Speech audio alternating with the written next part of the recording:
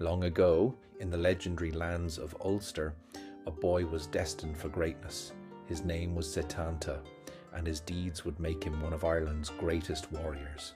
But before he became a hero, he first had to earn his name. Sétanta lived near Dún Dealgan, now known as Dundalk, with his father Sualtam, a warrior and hero, and his mother Dectir. His uncle Conchobar, Conor MacNessa, was the king of Ulster and had the entire army of the Red Branch Knights at his service. Sétanta had shown superhuman abilities of magic, poetry, wisdom, and warfare ever since he was a child. Sétanta enjoyed his childhood, playing the ancient Irish game of hurling with his friends, but he longed to join the Red Branch Knights' army of Ulster. His mother and father thought he was too young, but this did not stop Sétanta.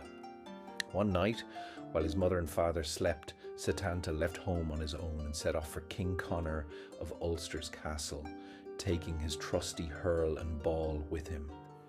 As he arrived at his uncle's castle, he noticed a great game of hurling taking place. Sétanta joined in immediately, angering the boys who were playing and beating almost 150 of them during the match. The jealousy of the other boys grew, and a fight broke out amongst them all.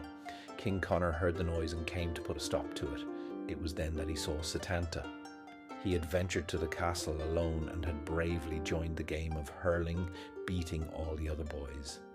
Sétanta greatly impressed King Conor, who allowed him to stay and begin his training with the other boys to become a Red Branch Knight. One evening, King Conchobar MacNessa, Sétanta's uncle, was invited to a great feast at the home of Culann, the chief smith of Ulster. MacNessa asked Sétanta if he wanted to attend the feast with him.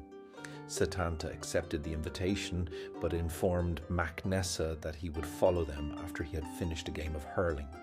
Unfortunately, after the feast began, Culann assumed all the guests had arrived and let his great and ferocious wolfhound out to roam and guard the grounds. Unaware of the hound's presence, Sétanta approached the blacksmith's house where the feast was taking place. Suddenly the hound leaped out, ready to attack. Most would freeze in terror, but not Sétanta. With the reflexes of a warrior, he acted in an instant.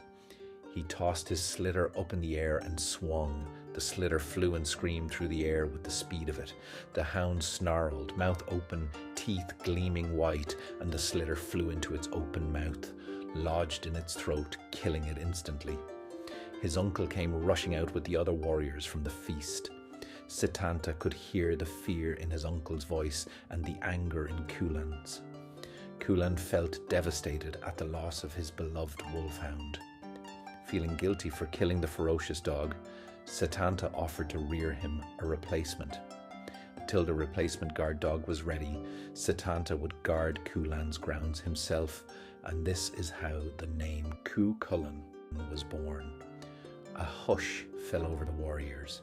In that moment they saw not a boy, but a warrior of honour.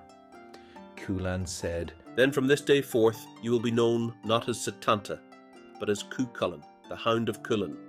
And so the boy became legend. From that night on, the name of Cú Chulainn echoed through history as the mightiest warrior of Ireland. Subscribe for more epic myths, stories and legends. Like, comment and tell us your favourite Irish tale.